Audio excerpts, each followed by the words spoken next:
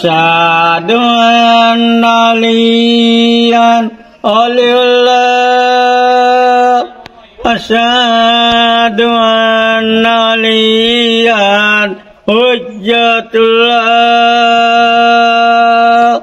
যুগ যুগ ধরে আপনার দুই মাযহাবের লোক এখানে নামাজ আদায় করেন। বাংলাদেশে একমাত্র মসজিদ যেখানে শিয়া এবং সুন্নি মাযহাবের নামাজ হয় এবং শিয়া মৌলানা রয়েছেন এবং সুন্নি মাযহাবের সুন্নি মৌলানা রয়েছেন।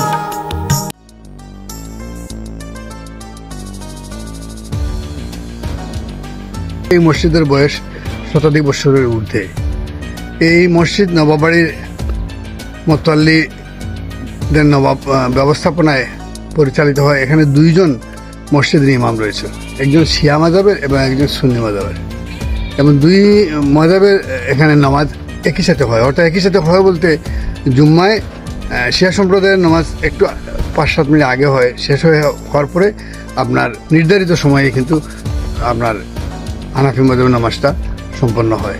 এবং এটা আজকে না, এটা দীর্ঘদিন থেকে এই ইয়েটা চলে আসছে। এখানে শিয়া সুন্নি সবার মধ্যে খুব ভালো সম্প্রীতি রয়েছে। আপনারা সবাই জানেন যে এখানে মহরম হয় এবং সেই মহরমে মূলত শিয়া পরিবার অনেক বেশি না, কিন্তু মূলত সব মিলেই এখানে একসাথে মিলে এই অঞ্চলের মানুষ এটা পালন করে থাকেন।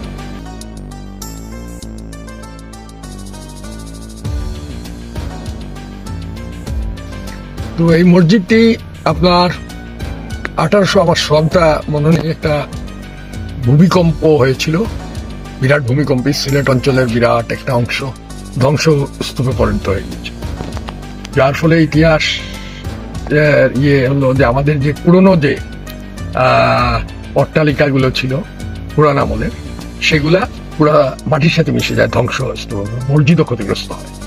তো মসজিদ তারপরে ধরেন আবার এটা পুনর্নির্মাণ করা হয়, ওই স্টাইলেই পুনর্নির্মাণ করা হয়। মসজিদ এখনকার যে পুনর্নির্মাণের যে মসজিদ, এইটাও ধরেন প্রায় আপনার 100-150 বছর পুরনো হয়ে গিয়েছে।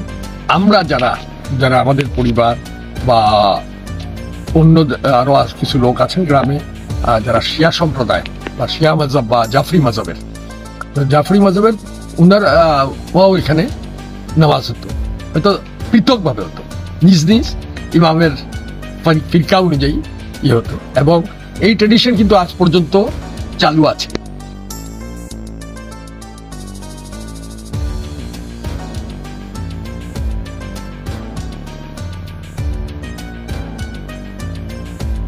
আমাদের এখানে সম্ভব, বাংলাদেশে কিন্তু পাকিস্তানে গেলে দেখবেন যে হানাফি মাযহাবের মধ্যে যে বিরোধ আছে, সেই বিরুদ্ধেও কিন্তু এক পক্ষ আরেক পক্ষের মসজিদে যান না। তো মসজিদ তো হলো আল্লাহর ঘর, মসজিদে কাউকে নিষেধ দেওয়া, নামাজ পড়বে কে কোন ইয়েতে পড়বে তার বিশ্বাস, তার প্র্যাকটিস, সে এখানে তো বাধা দেওয়ার কোনো ইয়ে নাই।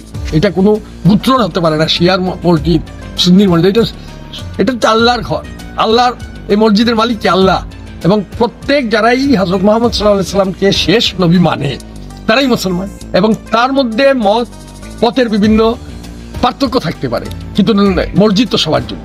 এর জন্যই আমাদের এইখানে এই যে যুগ যুগ ধরে আপনার দুই মাযহাবেরই লোক এখানে নামাজ আদায় করেন।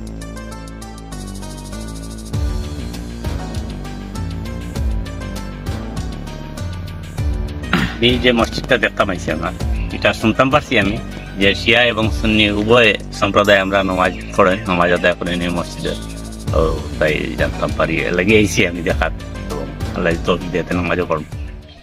আল্লাহু আকবার, আল্লাহু আকবার, আল্লাহু আকবার, আল্লাহু আকবার, লা ইলাহা ইল্লাল্লাহ, আশহাদু আন্না মুহাম্মাদার রাসূলুল্লাহ, আশহাদু আন্না মুহাম্মাদার রাসূলুল্লাহ, আশহাদু আন্না আলিয়ান ওয়ালিউল্লাহ أشهد أن عليا حجة الله حي على الصلاة حي على الصلاة حي على الفلاح حي على الفلاح حي على خير الأعمال حي على خير الأعمال الله أكبر الله أكبر لا إله إلا الله لا إله إلا الله